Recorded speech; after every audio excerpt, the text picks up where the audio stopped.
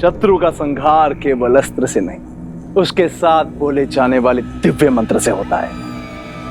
क्या तुम्हारे पिता ने तभी नहीं सिखाया तुम्हें?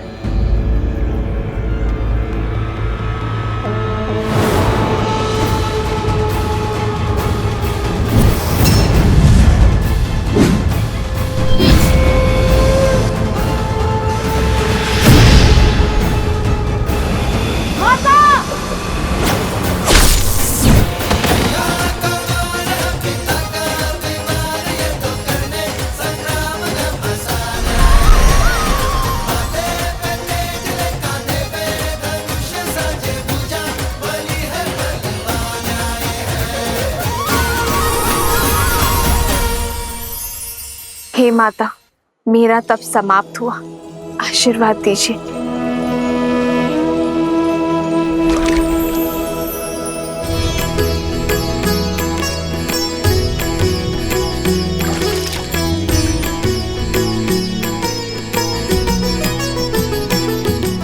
हो लव कुश बल अतुलित बड़े भाई, धीर लव कुश माता, माता।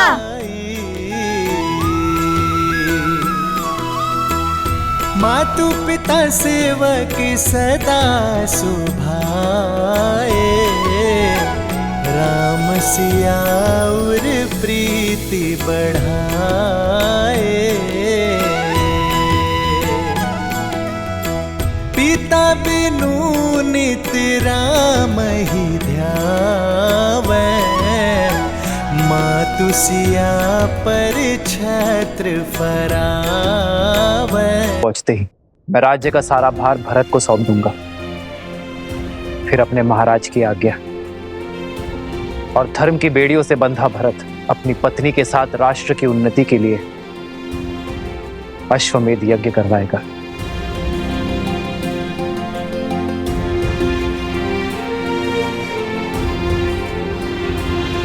इस भक्त ने जीवन भर अपने प्रभु की सेवा का वचन लिया है। जहां जहां आपके ये पग जाएंगे, वहां वहां इस सेवक का प्रतिबिंब पाएंगे। जो अपने प्रतिबिंब से दूर है, उनका प्रतिबिंब तुम बनोगे हनुमान। मैं राजभार से मुक्त होकर अपनी सीता को खोजूंगा, तब ना पाव में राजधर्म की बेड़ियां होंगी और ना ही प्रजा के उत्थान की। उपवन से खिल उठी है मेरी अयोध्या, मेरी सीता मेरी प्रतीक्षा में होगी। तभी तो युद्ध के समय हर घड़ी मुझे सीता का आभास था। इतने वर्ष बीत गए प्रभु, क्या आपको अभी भी विश्वास है कि माता सुरक्षित होंगी? विश्वास सीता की अवस्था पर नहीं, उसके दिए वचन पर है, पुनः मिलने के प्रण पर। सीता का वचन है, शीघ्र ही समय आएगा जब अयोध्या से हर मलिनता नष्ट हो जाएगी, जब राम राज्य एक बार फिर राम सीता को साथ देखेगा। और जब तक ये वचन पूरा नहीं होगा, मेरी सीता को कुछ नहीं हो सकता।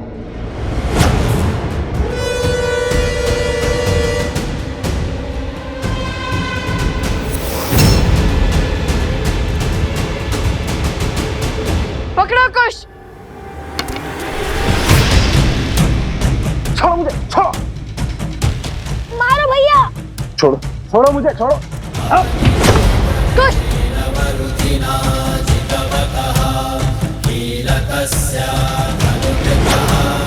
मकरासुर को मारना असंभव है। मैं इक्ष्वाकु वंशज सूर्यवंशी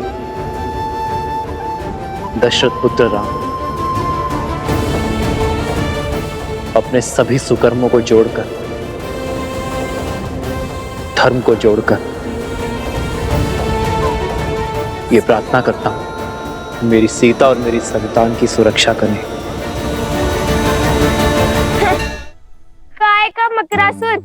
देख रहे हैं भैया कैसे हमारी माता के पीछे डूबे बैठा है ये केवल मूर्खासुर नहीं, कायरासुर भी है, कायरासुर। उचित कहा कुछ। अरे इससे साहसी तो वो बैल था, इतनी श्रद्धा से लड़ा वो हमसे। अरे उसको पकड़ना तो कितना कठिन हो चुका था। भैया आप उस बैल को छोड़िए, मुझे तो उससे ज्यादा वीर वो घड़े लगते हैं जिन्हें हमें वन में तोड़े थे। मूर्ख बालकों, मुझ जैसे शूरवीर को एक निर्जीव मटके से तोड़ रहे हो। नहीं छोड़ूंगा, नहीं छोड़ूंगा तुम्हें। सुना है कि जल में इसकी शक्ति चरम पर होती है। जल में ऐसी वीरता है तो जल के बाहर कैसी वीरता होगी। अहंकारी अबोध बालकों, अब एक शब्द और कहा तो प्राण ले लूंगा तुम्हारे। अरे मकरासुर की वीरता तुम क्या जानो। क्रोध संसार से पहले खुद को ले लेता है मकरासुर। बाण चलाइए भैया। अरे किंतु इस दिव्यास्त्र का दिव्य मंत्र तो हमें उन्होंने बताया ही नहीं। हे नारायण, मैंने उन बालकों को दिव्यास्त्र तो दिया, किंतु उसका महामंत्र तो दिया ही नहीं। ये कैसा अनर्थ हो गया मुझसे। यदि वो बालक नहीं लौटे तो मैं स्वयं को कभी क्षमा नहीं कर पाऊंगा। उन्हें लौटना ही होगा, उन्हें लौटना ही होगा। भैया मैंने कहा था ना वो वृद्ध है, अवश्य ही भूल गए होंगे। तो फिर बाण चलाने का सांग ही कर दीजिए, तब तक कोई युक्ति निकाल लेंगे। अस्त्र है और मंत्र नहीं, क्या बात है। लो चलाओ बाण। अब क्या करें? कैसे बचाए माता को? ठीक है, मैं मार देता हूं इसे।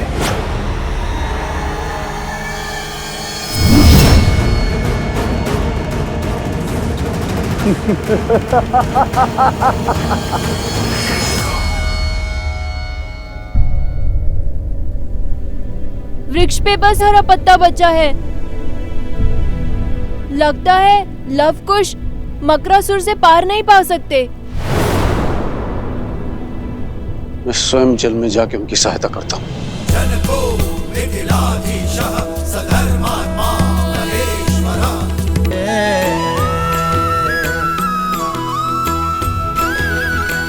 वृक्ष फिर से हरा हो गया, अर्थात लवकुश की विजय हुई।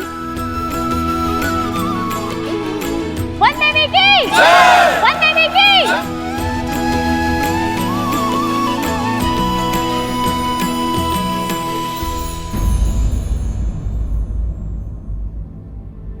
अब तुम दोनों बताओगे कि जब मैं तप में थी तब क्या क्या हुआ? अरे माता वो भैया कथा सुनाने में मैं दक्ष हूँ, यह सर मुझे दीजिए भैया। ठीक है, सुनाओ सुनाओ। वैसे भी मैं तो थकान से चूर चूर हो चुका हूँ। तो हुआ ये माता, आपके ध्यान में जाते ही आकाशमात भयंकर संकट आ पड़ा।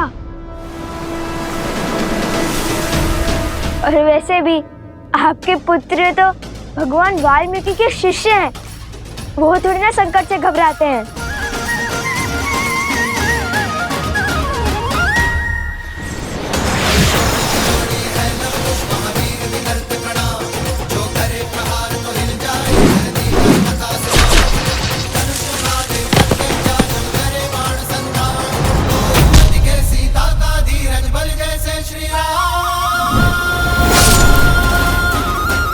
और फिर भैया ने दिव्यास्त्र चलाया। भैया आपको तो दिव्यास्त्र का मंत्र याद ही नहीं था ना, फिर आपने दिव्यास्त्र का उपयोग कैसे किया?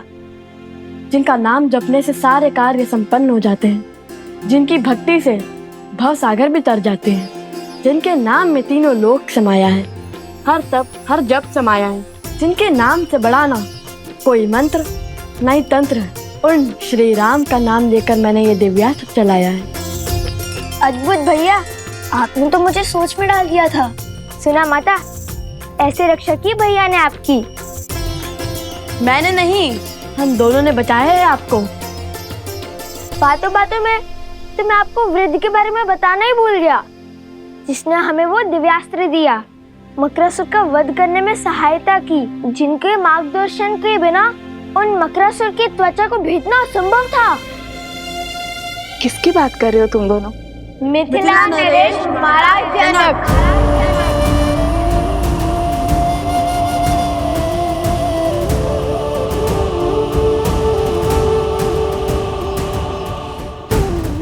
वो तो हमारे साथ भी आना चाहते थे, किंतु मैंने मना कर दिया।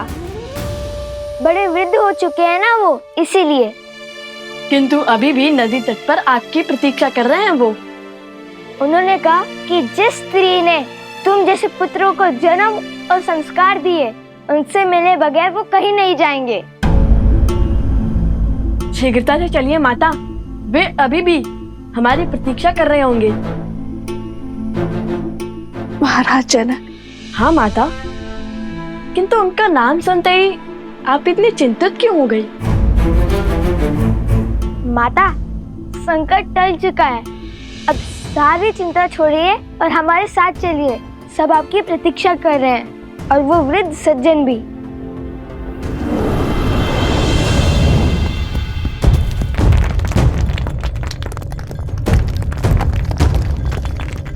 ये क्या हो रहा है? लगता है संकट के बादल अभी नहीं छटे हैं। नहीं पुत्र, ये तो धर्म की जीत का नाद है। पाप के अंत के साथ पाप की सत्ता का भी तो अंत होना चाहिए ना। किंतु माता फल्गु हमें निकलने तो देती। लव, कुश, तुम दोनों किस ओर से आए थे? चलो।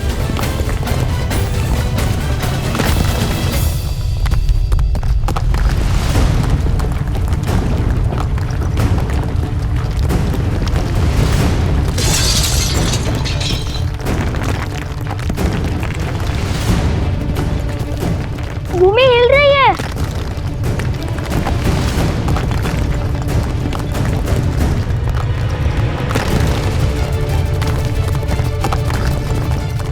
मारे गए। नहीं पुत्र, मारा वो जाता है जो अपना साहस खोता है। हम लोग पूरी आशा के साथ आगे बढ़ेंगे।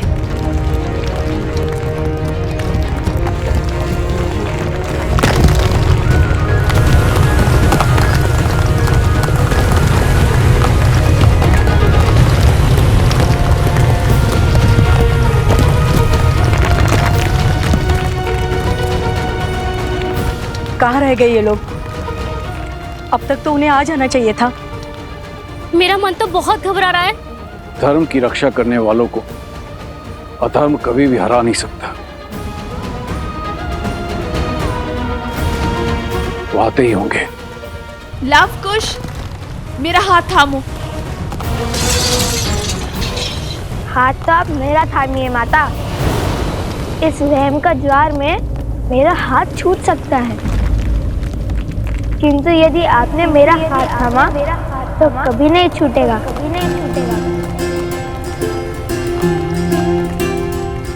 माता, आप कुछ का हाथ थामिए और मैं आपका हाथ पकड़ता हूँ।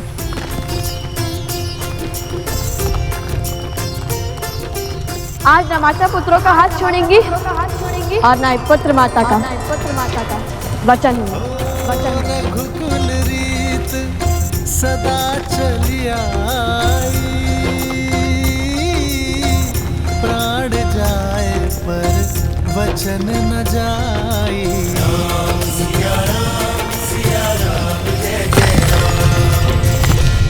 अधर्म तो मर गया, अब धर्म और मर्यादा की रक्षा आप करना फाल्गु माता।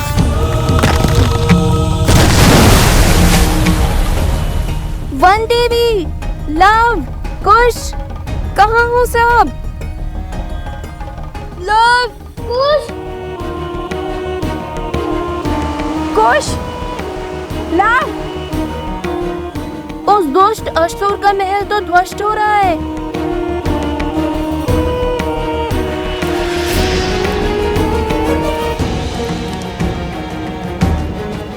कहीं लव कुश और वन देवी को कुछ नहीं होगा उन्हें। लौटेंगे, अवश्य लौटेंगे और सुरक्षित लौटेंगे। रात्रि होने को है। प्रतीत होता है हमें उन्हें ढूंढने के लिए सहायता की आवश्यकता पड़ेगी। मैं गांव वालों को लेकर आता हूं। मेरी सेना भी आपके साथ चलेगी। सेनापति, कुछ सैनिक लेके जाइए इनके साथ।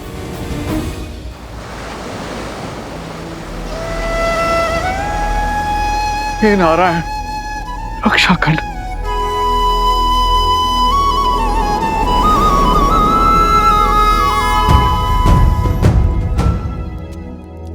प्रभु। हनुमान, कहो कैसे आना हुआ?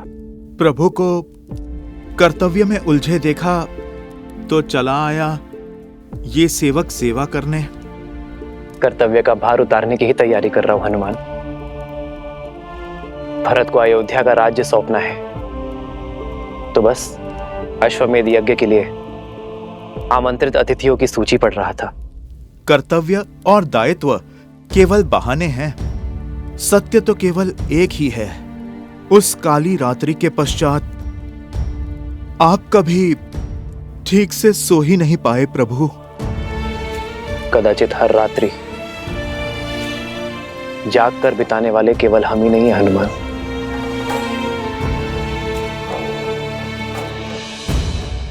महाराज जनक,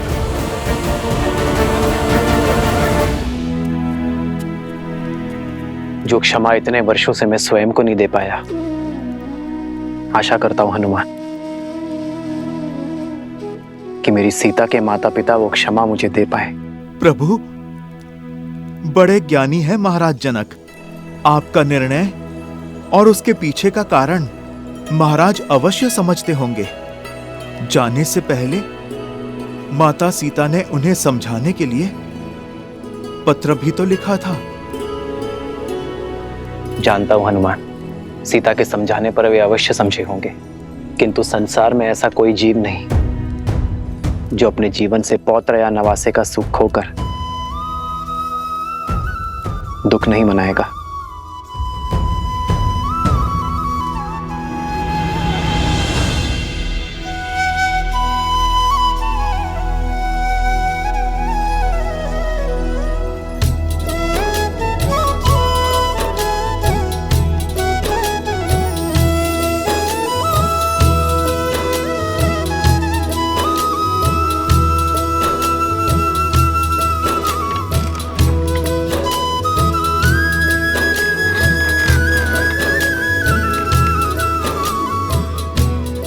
आनंद आ गया।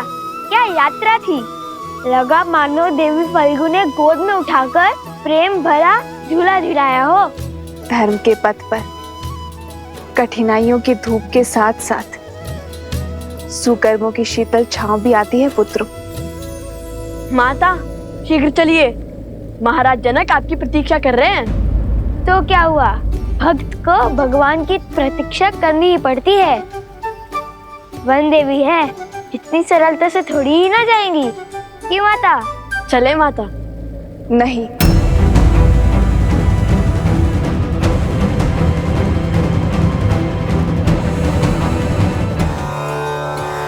मेरा अर्थ है कि फाल्गु माता ने हमारी इतनी सहायता की, हमें सुरक्षा दी, तो मैं उनके दर्शन कर उन्हें धन्यवाद देना चाहती हूँ। बात तो उचित है। ठीक है कुश, तुम यही रुककर माता की रक्षा करो, मैं महाराज जनक को यहाँ लेके आता हूँ। उसकी कोई आवश्यकता नहीं है लव। किसकी आवश्यकता नहीं है? महाराज को लाने की? तुम्हारे यहाँ रुकने की। तुम दोनों जाओ। और वैसे भी अब तो यहाँ किसी असुर का भी भय नहीं है। मैं एकांत में पूजा करना चाहती हूँ। जैसी आपकी आज्ञा। रुको, मिथिला के महाराज से इस दशा में मिलोगे? तनिक अपने केश तो संभाल लो।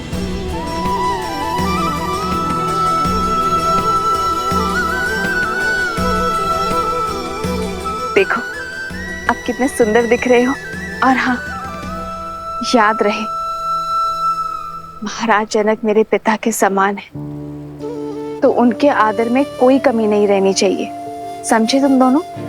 समझे लो भैया। पूरे सम्मान से बात करना। ये लव के लिए नहीं, ये उपदेश तुम्हारे लिए था नटखट। समझ गया।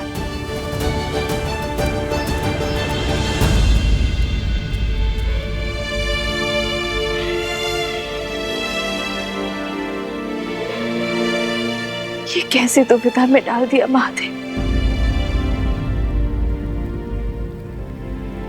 शीघ्र ही लवकुश पिताश्री को यहाँ ले आएंगे, और यदि उन्होंने मुझे यहाँ ऐसे देख लिया तो नहीं। जब तक मेरे पुत्र को उनका नाम अयोध्या में उन्हें सम्मान नहीं मिल जाता, तब तक मैं अपना सत्य किसी को नहीं बता सकती। किसी को भी नहीं।